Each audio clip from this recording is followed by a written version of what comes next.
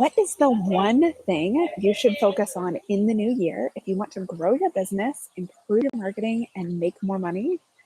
Welcome to Explore Your Enthusiasm, episode 137 with me, Tara Swiger. Today, we're going to look at what your number one resolution in the new year should be and 5 steps to actually do it.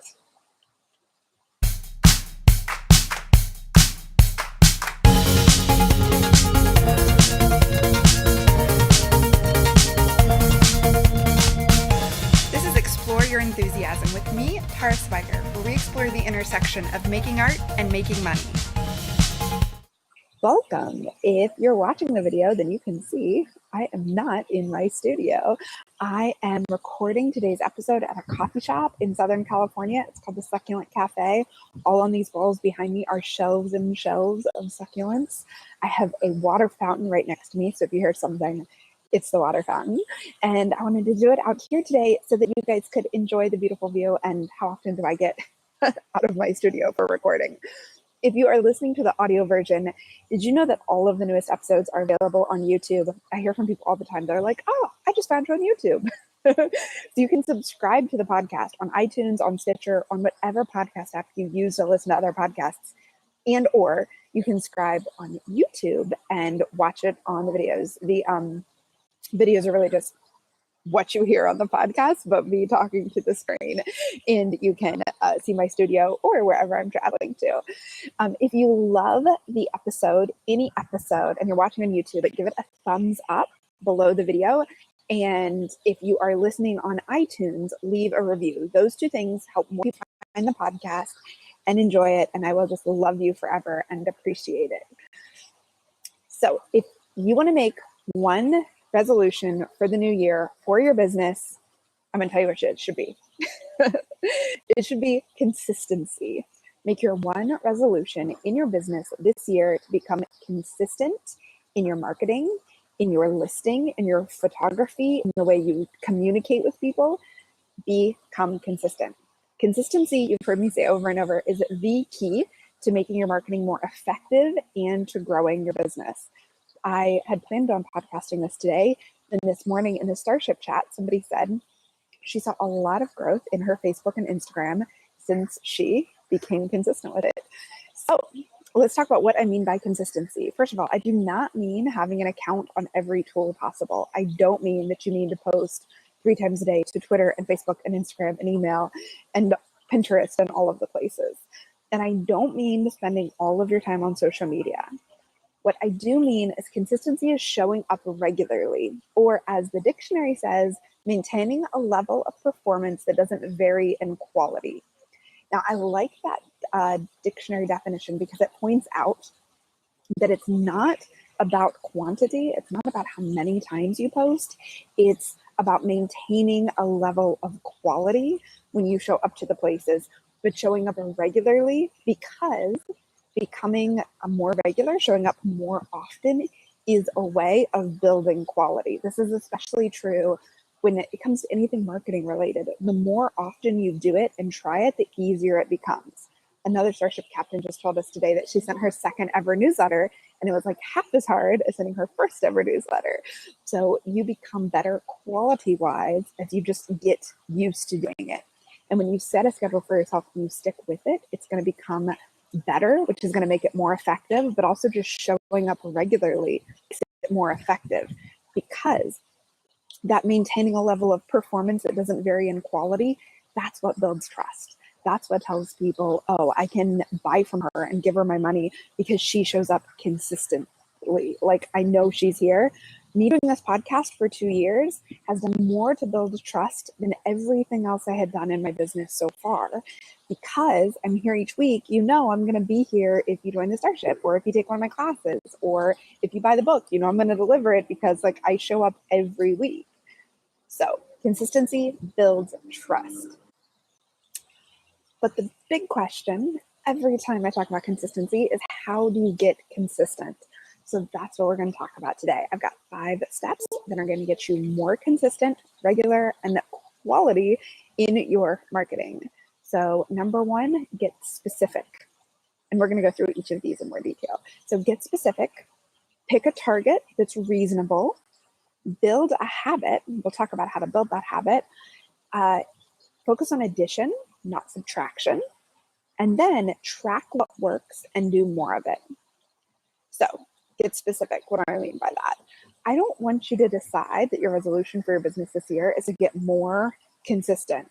Those words are both too vague. It's a squishy goal and you're never going to meet it. You're always going to feel like you aren't more consistent because those don't mean anything.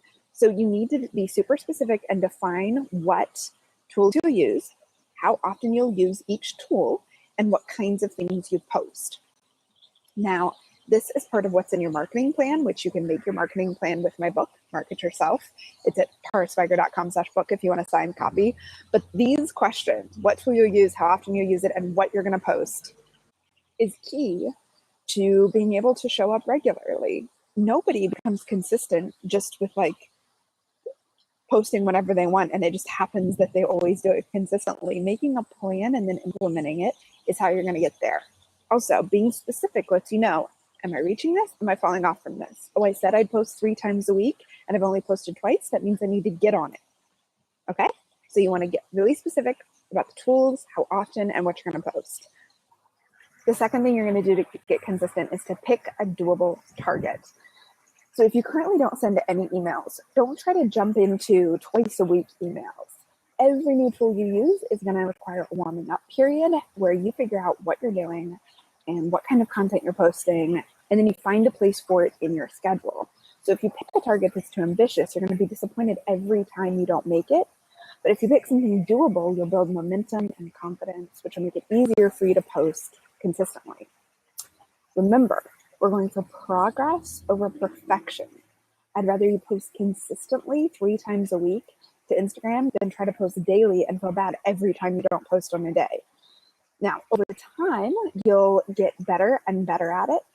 And so you can increase your consistency. So if you're at 3 times a week and that's what you work for, that's your first target. Once you're doing 3 times a week regularly for weeks, you can scale it up 4 times or every weekday or eventually every day. So often we get really distracted by what would be optimal on a tool. So somebody says, I get the best results when I post 2 times a day to Instagram. And you think, oh no, I can't do that. So then you just become random. Well, if you became consistent with 3 times a week, then you went up to 5 times a week. Then you could go up to twice on weekdays. And you could get to that optimal point easier and even quicker if you do it slowly. So that's the second thing about consistency is I want you to pick a doable target. Now, the third point in becoming consistent is to build the habit. So we've talked about building habits in the past in episodes 122 and in episode 113.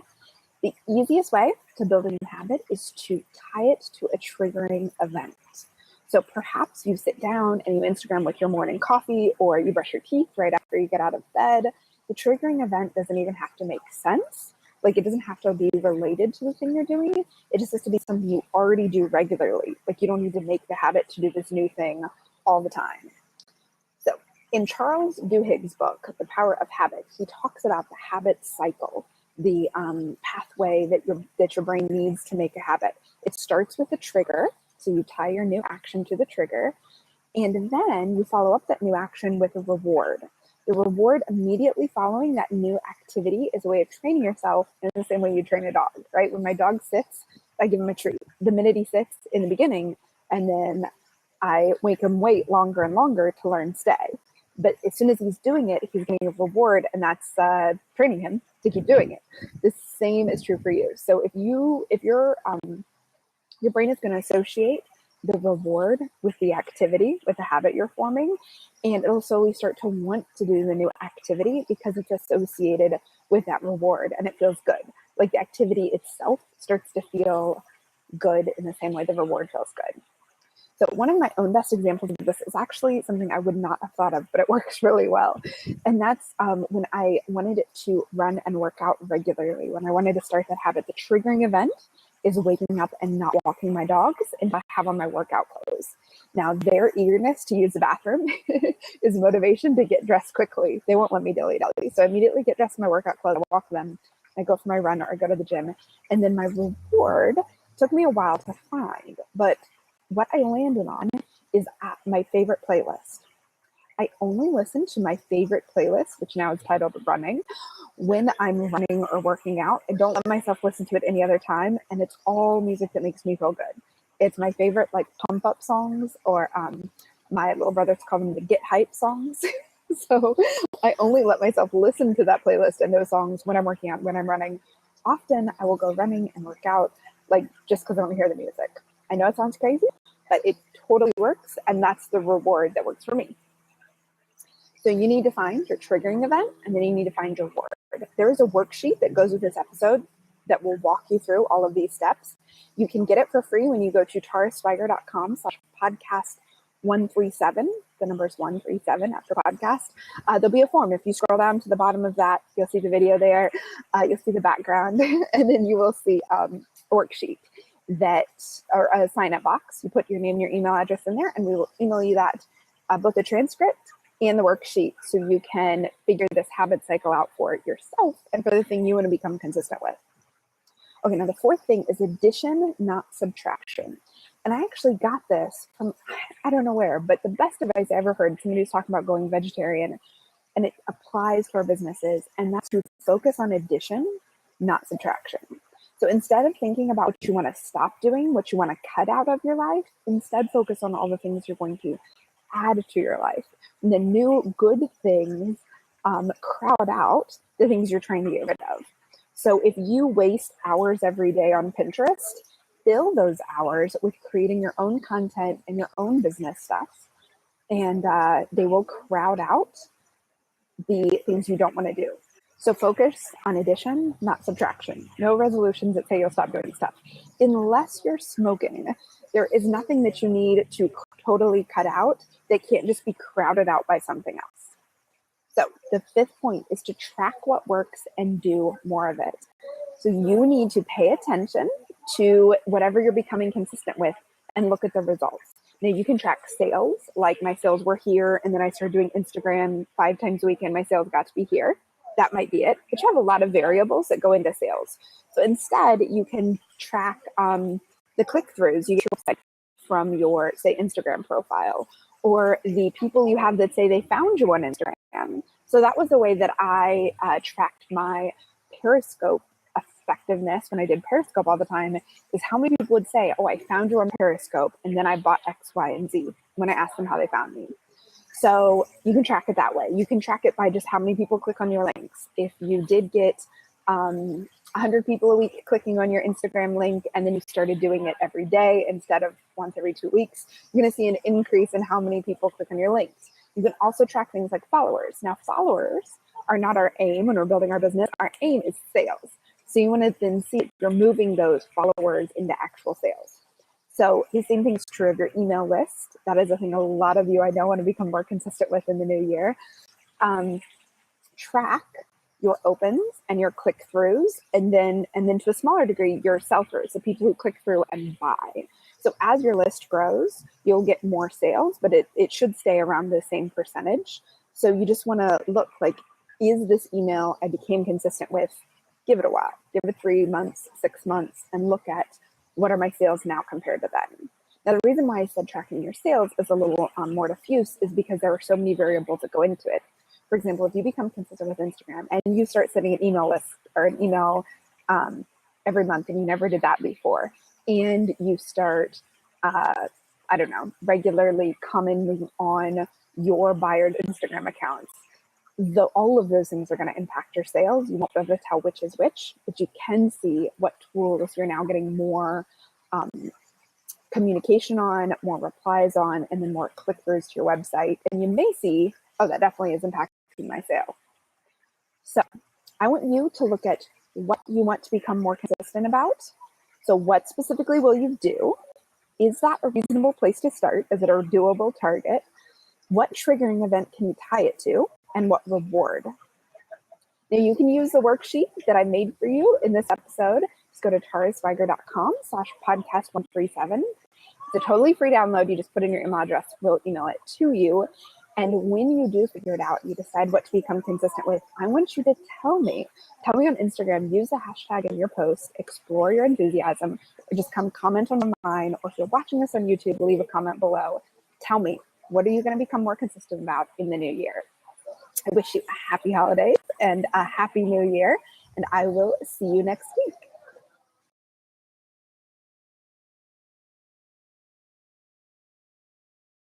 Thanks so much for watching. You can get weekly lessons like this in your inbox, along with access to worksheets and checklists and transcripts from all the podcast episodes when you sign up below. You can also subscribe on YouTube, and YouTube will notify you when there's a new video. And you can follow me on Twitter or Instagram. If you do, be sure to say hello or leave a comment below the video to let me know you're there. Thank you so much for watching, and have a very enthusiastic day.